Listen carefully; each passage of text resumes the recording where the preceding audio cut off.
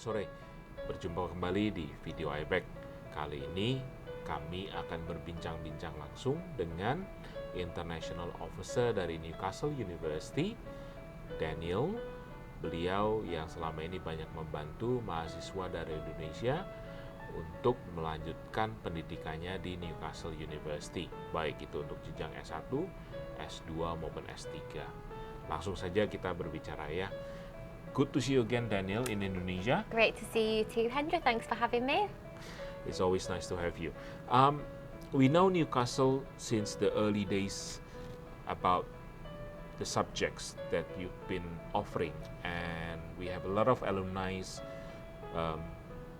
took the degree in medical, computer science, pipeline engineering, as well as architecture. Mm-hmm. Other than those subjects, what other subjects offered by the university? Yeah, I think we're always very well known for our medical and biomedical programs. When we first started as a university, we were originally a medical school, and since then the university has grown and expanded over the past few hundred years to now offer courses in many different disciplines. So aside from the subjects you've just mentioned, we're particularly popular for our business school programs, which include things like marketing, e-business, finance and economics. Subjects that always prove popular with Indonesian students, of course, are engineering, whether that is in marine engineering or chemical or electrical engineering. And we've also been seeing a lot of interest recently for things like renewable energy and sustainability, which are obviously very, very relevant topics nowadays. It is indeed. When we talk about sustainable, we talk about renewable energy. The university is providing for all level of degree, yeah? So we've got a master's degree in renewable energy, but at undergraduate level, sustainability is embedded into all of our engineering programs. So we don't have a bachelor degree in sustainable engineering, but if a student were to do electrical or mechanical or environmental, then that of course plays a really big part in those degrees. And our university was just awarded through the TEF rankings the #1 university for sustainability. So that's something that we're really proud of and really conscious of as a university, is our sustainable output. Right.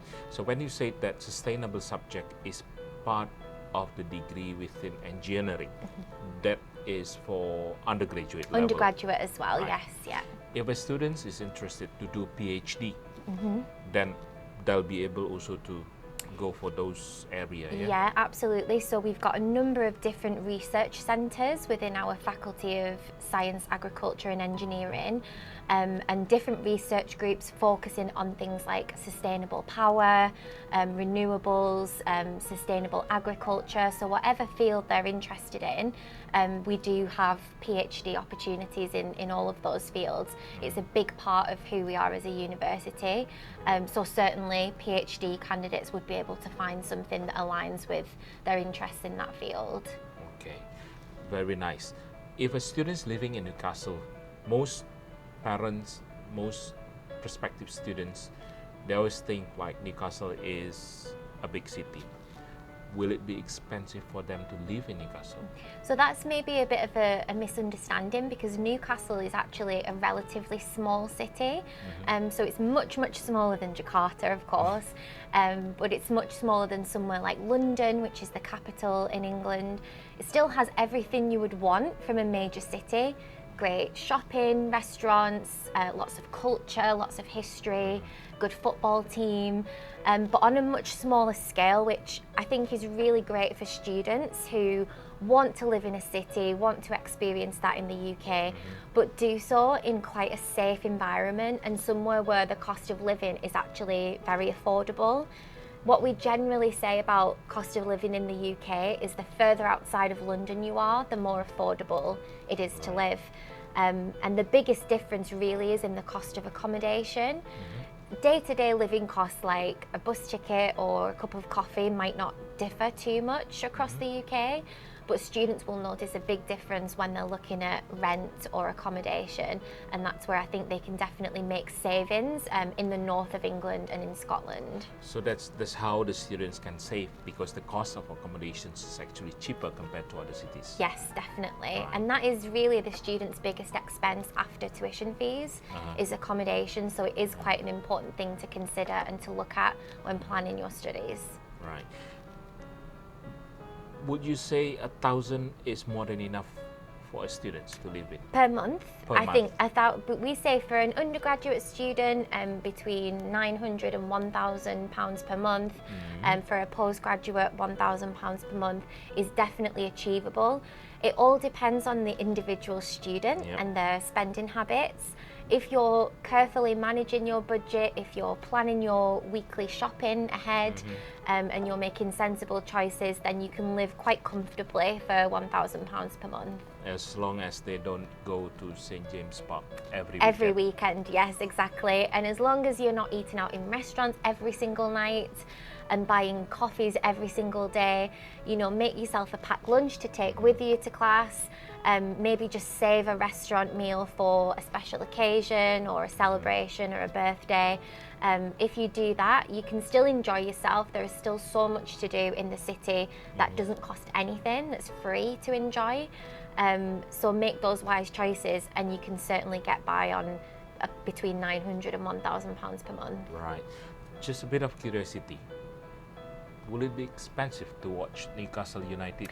Interestingly, we actually have a scheme with Newcastle United where we get discounted tickets for students, especially for the non-competitive games. So if it's a friendly match and it's not, you know, a really high stakes game, students can watch a match for very cheap, I think less than £10. Okay. And it's something I would recommend that they do because the atmosphere on a match day is electric. Newcastle is a very football city. They love their football team, so going to watch a game at St. James's is definitely an experience and something they should do. It will be, because it will be different compared to watching football in Indonesia. So I'm sure they'll like They'll it. enjoy it. £10 for what did you say? A non-competitive game, so a friendly match with another It's more team. like a friendly match. Yeah, Okay. yeah. Okay. Still the professional team playing, still in the stadium, but not in like the Premier League or anything like that. Right. When a student decided to choose Newcastle based on your experience, what will be the points? Like any sort of highlights you would like to express? Yeah, definitely. I think something that we've had a lot of feedback on from our previous students, and especially students from Indonesia, is students want that vibrant city life. They want to be living and studying somewhere where there's lots going on, lots to do outside of their studies. And I think that's where Newcastle really has the best of both worlds, because we're a city centre based campus. All of our buildings where students will be taught and will be going to the library or using the computers are all within walking distance of the city centre. But we still have a campus environment, and in a lot of other cities, you might find that the university buildings are sort of spread about across the city and you don't really have that campus atmosphere. Our campus is incredibly beautiful and green and historical, and having that right next to the vibrant city and everything that's going on, I think just gives the students the best opportunity to have a great study environment, but also enjoy their free time outside of classes as well. Right. During the free times, we had some students that went to the one big statue called the North of The Angel of the North. Angel of the North, Yes.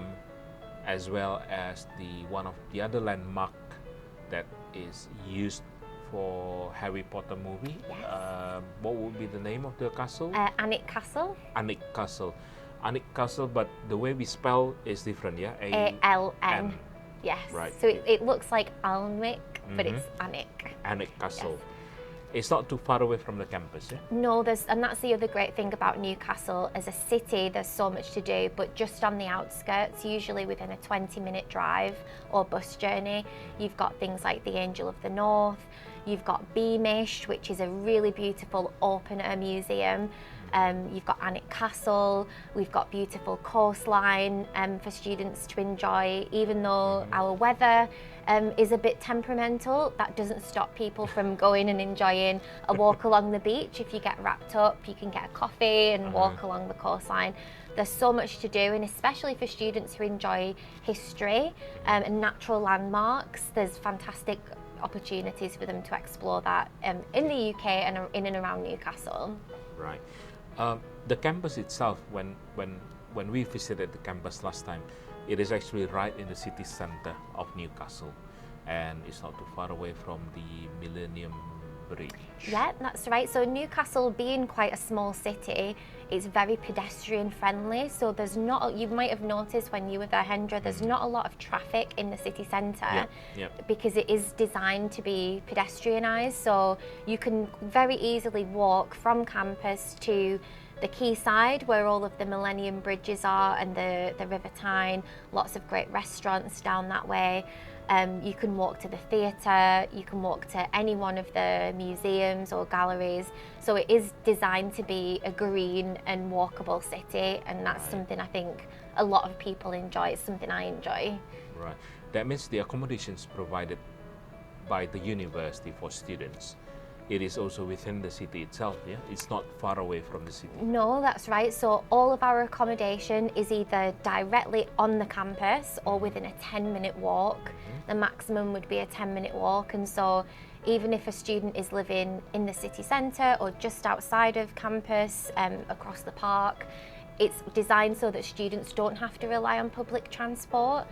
So you wouldn't be expected to get a bus or a train into college. You could just walk, or cycle is quite a popular option. Many Cycling people within the city itself. within the city. It's very safe to do that because there's lots of designated bike lanes, and students can rent a bicycle if they don't want to buy one, and that's a really quick and easy way to get around. In general, when the students start their study in September, they'll finish by September the following year. When would be the graduation for most international students? So it differs between undergraduate and postgraduate students. So a master's student, you're right, would be studying for the full year, so September through to the end of August, early September. The graduation ceremony would normally be held in December of that year. Early December. Early December. So we have students that stay in the UK and wait for graduation, or students that go off and travel or return home and then come back for graduation.